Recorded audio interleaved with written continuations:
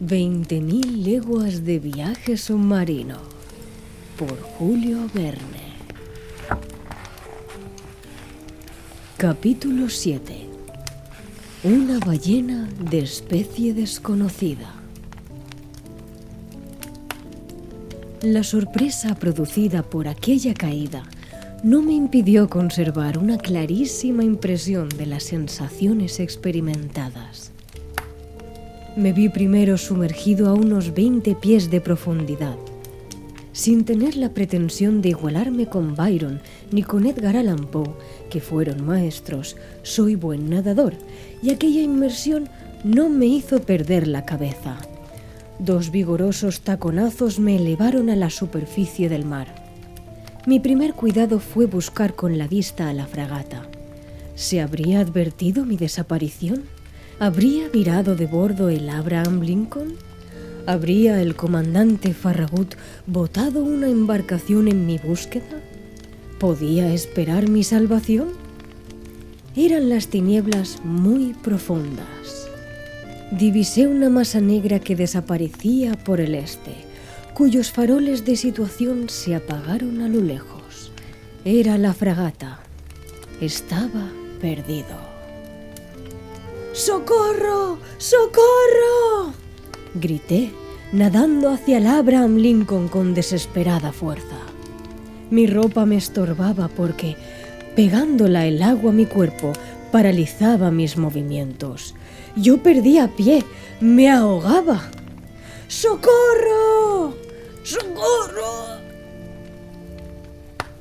Fue el último grito que exhalé. Llenóse mi boca de agua y luchando con las olas me sentí arrastrado al abismo. De pronto mi ropa fue asida por una mano vigorosa que me levantó violentamente a la superficie del mar y percibí estas palabras pronunciadas a mi oído.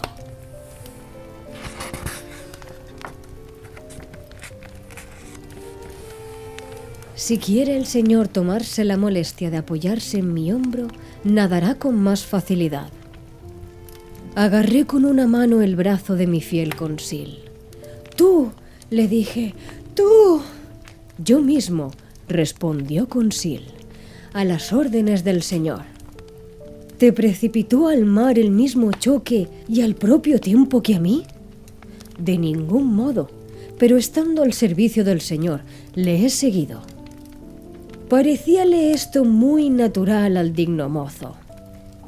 «¿Y la fragata?», pregunté. «¿La fragata?», respondió Conseil volviéndose de espaldas. «Creo que hará muy bien el señor en no contar con ella». «¿Qué dices?».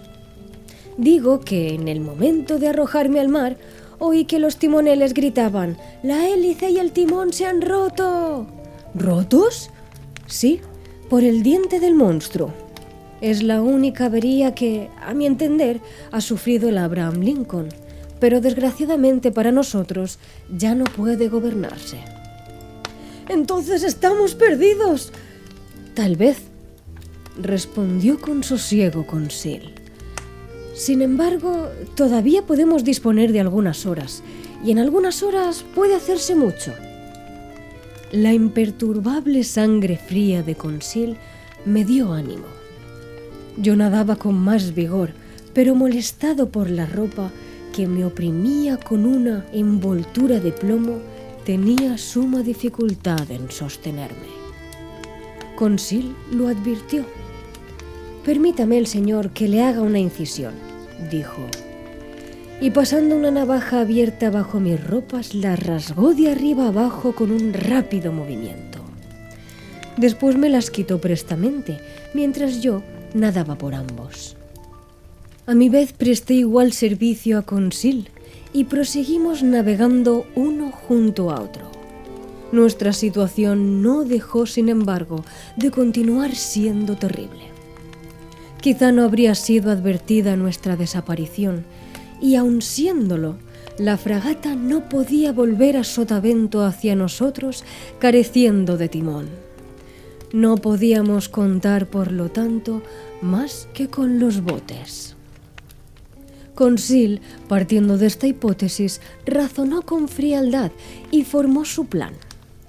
Admirable naturaleza. Aquel flemático muchacho estaba sobre las aguas como en su casa. Se decidió que, no abrigando más esperanza que la de ser recogido por los botes del Abraham Lincoln, debíamos organizarnos de manera que pudiéramos aguardarlos durante el mayor tiempo posible.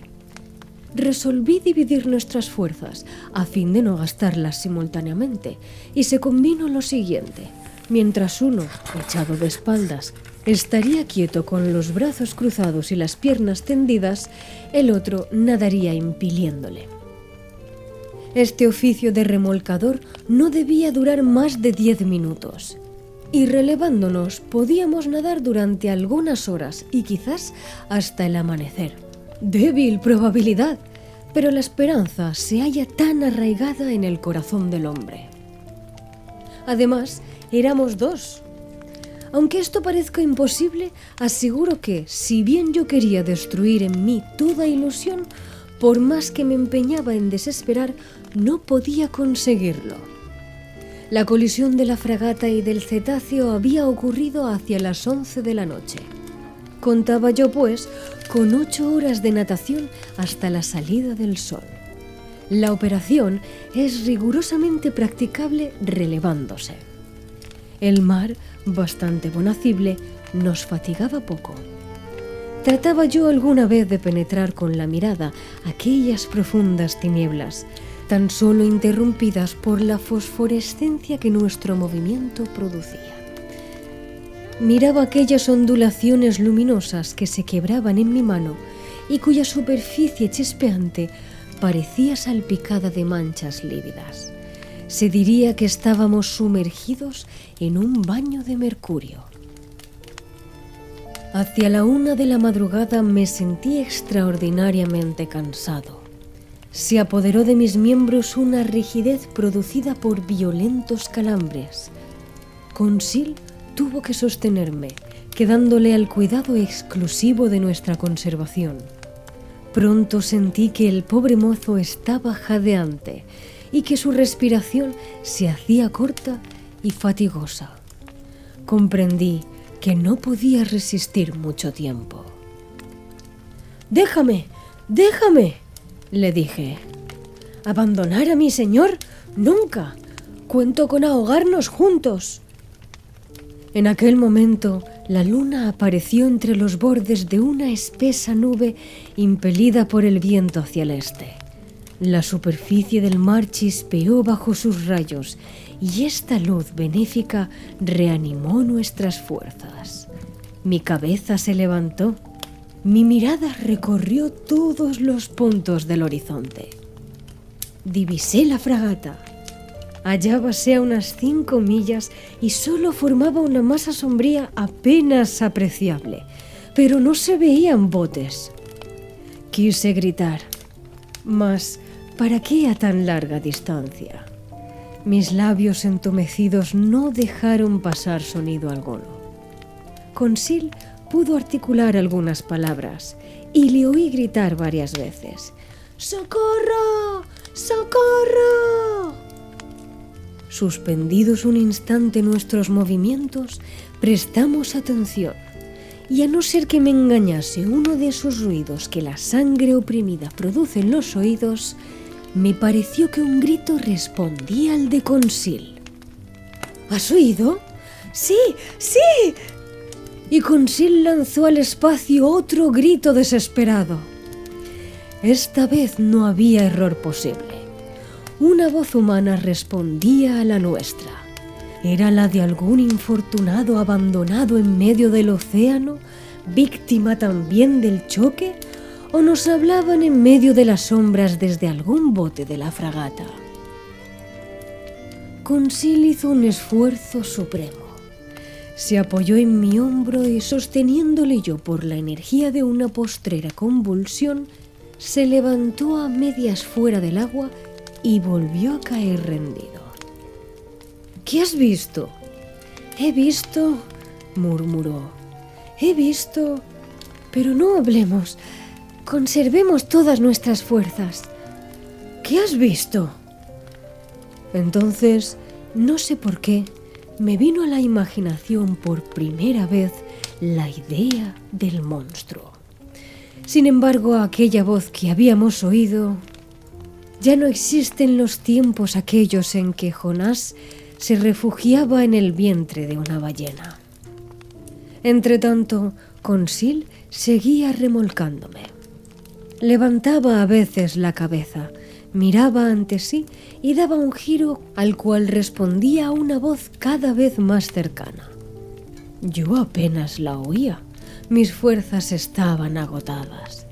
Mis dedos se separaban. Mi mano no me proporcionaba ya más punto de apoyo. Mi boca, convulsivamente abierta, se iba llenando de agua salada. El frío se apoderaba de mí. Levanté la cabeza por última vez y después me sumergí. En aquel momento tropecé con un cuerpo duro y me agarré a él. Luego sentí que me sacaban a la superficie, que mi pecho respiraba y me desvanecí. No tardé en recobrar los sentidos, gracias a unas vigorosas fricciones que me recorrieron el cuerpo. Entreabrí los ojos. «Consil», murmuré. «¿Ha llamado el señor?», respondió Consil. Entonces, a los últimos rayos de la luna que desaparecían en el horizonte, percibí una figura que no era la de Consil, y al momento la reconocí. «¡Ned!», exclamé. «En persona y corriendo tras de su ganado premio», respondió el canadiense. «¿Has sido arrojado al mar por el choque de la fragata?». «Sí, profesor, pero más afortunado que usted, he podido tomar casi inmediatamente pie sobre un islote flotante». «¿Un islote? O por mejor decir, sobre su naval gigantesco. Explíquese, Ned». «Solo que he comprendido enseguida que mi arpón, no pudiendo herirle, se embotó sobre su pellejo». «¿Por qué, Ned? ¿Por qué?». «Porque esa fiera, profesor, está hecha de acero». Yo necesité aquí recobrar mi espíritu, vivificar mis recuerdos y comprobar mis propias aserciones. Las últimas palabras del canadiense habían producido un vuelco súbito en mis ideas. Me incorporé rápidamente sobre el objeto medio sumergido que nos servía de refugio. Lo golpeé con el pie. Era indudablemente un cuerpo duro, impenetrable, y no aquella sustancia blanda que constituye la masa de los grandes mamíferos marinos. Pero aquel cuerpo duro podía ser muy bien una osamenta semejante a la de los animales antediluvianos, y todo quedaría reducido a clasificar al monstruo entre los reptiles anfibios, tales como las tortugas o los aligatores. Pues bien, no. El negruzco lomo que me sostenía era liso, bruñido y sin imbricaciones. Producía con el choque un sonido metálico, y por increíble que esto fuera, parecía, digo mal, estaba construido con planchas atornilladas. No era ya posible dudarlo. El animal, el monstruo, el fenómeno natural que había entretenido al mundo entero y trastornado la imaginación de los marinos de ambos hemisferios, era un fenómeno más asombroso todavía, un fenómeno creado por la mano del hombre. El descubrimiento de la existencia del ser más fabuloso y mitológico no me hubiera sorprendido en tan alto grado. Muy natural es que todo lo prodigioso proceda del Creador. Pero hallar de pronto ante mis ojos, misteriosa y humanamente realizado lo imposible, era un acontecimiento capaz de trastornar la razón. Y no había vacilación posible. Estábamos tendidos sobre el lomo de una especie de barco submarino que presentaba, en lo que pude ver, la forma de un inmenso pez de acero. La opinión de Ned Land ya estaba formada. Conseil y yo no pudimos menos de venir a estar conformes con él. Pero entonces, dije, este aparato encierra dentro de sí un mecanismo de locomoción, así como una tripulación para maniobrarlo. Ciertamente sí, respondió el arponero. Y sin embargo, hace 3 horas que habito esta isla flotante sin que dé señal de vida. ¿Esta embarcación no se ha movido? No, señor Aronnax. Se deja mecer por las olas, pero no se mueve. Ya sabemos con toda seguridad, sin embargo, que está dotada de gran velocidad. Y como se necesita una máquina para producir este movimiento y un maquinista para dirigirla, infiero que estamos salvados. Exclamó Ned Land en tono de duda. Y como si se tratase de corroborar mi raciocinio, se oyó cierto ruido, al parecer hervor, por la parte posterior de tan extraño aparato, cuyo propulsor era evidentemente una hélice, y se puso en movimiento. Tuvimos el tiempo preciso de aferrarnos sobre la parte superior, que sobresalía de las aguas como unos 80 centímetros. Por fortuna, su velocidad no era excesiva. Mientras navegue horizontalmente, expuso Ned Land, nada tengo que decir, pero si tiene el capricho de sumergirse, no doy 2 pesos por mi pellejo. El canadiense hubiera podido decir que menos todavía. Era por lo menos urgente comunicar con los seres encerrados en las entrañas de aquella máquina.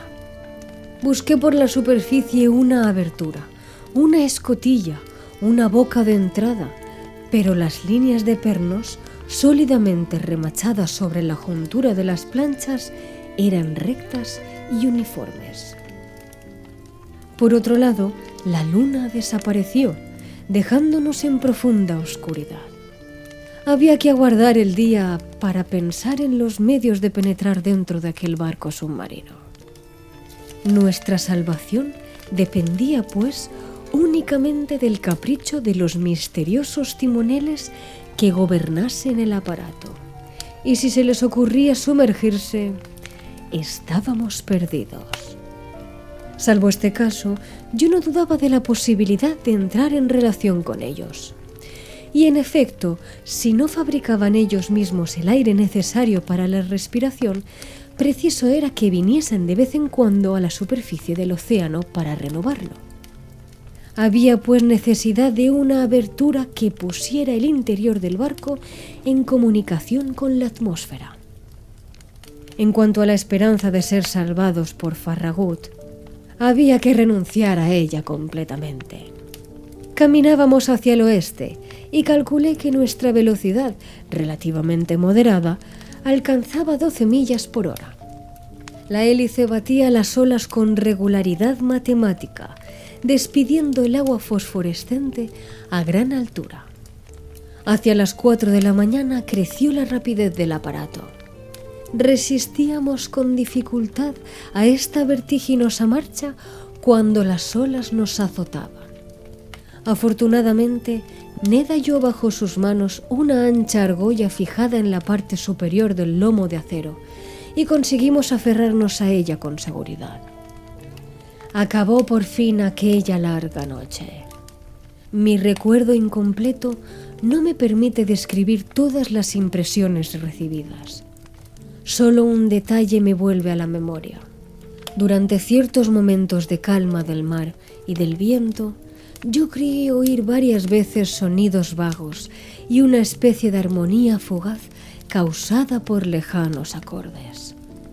¿Cuál era, pues, el misterio de aquella navegación submarina cuya explicación buscaba en vano el mundo entero? ¿Cuáles eran los seres que habitaban en aquel extraño buque? ¿Cuál el agente mecánico que le permitía desplazarse con tan prodigiosa rapidez? Se hizo el día. Las brumas de la mañana nos envolvían, pero no tardaron en desvanecerse. Iba yo a experimentar con atención el casco superior, especie de plataforma horizontal, cuando sentí que el aparato se sumergía. ¡Mil diablos!, exclamó Ned Land, hiriendo con el pie la sonora plancha. ¡Abrid, navegantes poco hospitalarios! Pero era difícil hacerse oír en medio de los ruidosos aletazos de la hélice. Por fortuna, el movimiento de inmersión cesó. De pronto, en el interior del barco se distinguió un ruido de herrajes que al parecer corrían con violencia. Se levantó una trampilla. Un hombre apareció, dio un grito singular y desapareció enseguida. Algunos instantes después, 8 lozanos mocetones, celado el rostro, aparecían silenciosamente y nos metían en su formidable máquina.